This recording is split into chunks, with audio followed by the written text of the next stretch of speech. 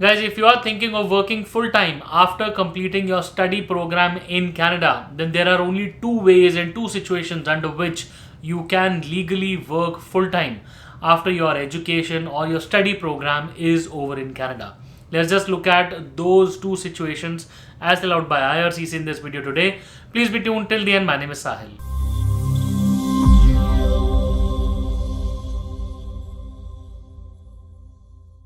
Guys, welcome back once again. My name is Sahil and I'm a regulated Canadian immigration consultant and I practice in Ontario. My office is here.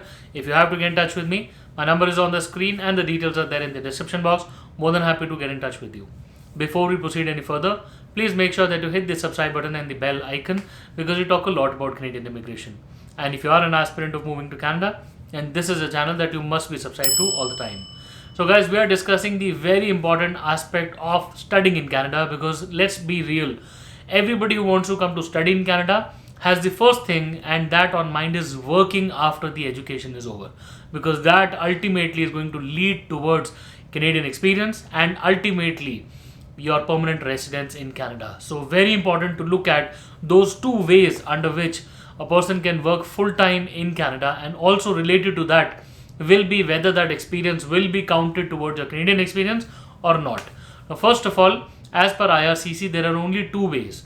First is if you have already applied for a work permit, considering you did that before your permit expired. And the second way is only if you're starting a new study program. Guys, just to be very clear, these both situations are very technical. Let's just look at both of them one by one. Now, first, let's talk about the permit that you apply for work, which is the work permit or the post-graduation work permit after you complete your education. Now, there are a couple of prerequisites whenever you want to work full-time after that permit is applied for. Now, first talking about the post-graduation work permit or the PGWP, which is a kind of an open work permit that allows a student who has recently completed an education course to work full-time in order to gain that Canadian experience and gain that experience towards his or her permanent residence application.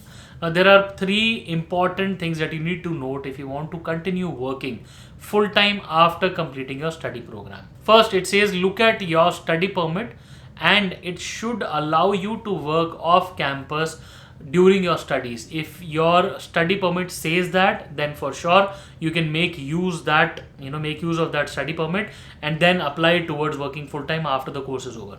Second, you should have applied for your work permit right after the education got over and you did that before the permit expired. So you applied for a work permit before the study permit actually expired.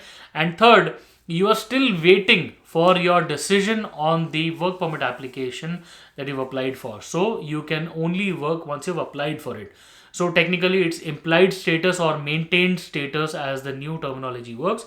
So one, you applied for your work permit after completing your studies and obviously before the permit expired, and you're still waiting for a decision, and obviously your previous study permit or the last held study permit says that you were allowed to work off campus. If you are meeting all of these three conditions, then for sure working full time after completing your study program is an option for you.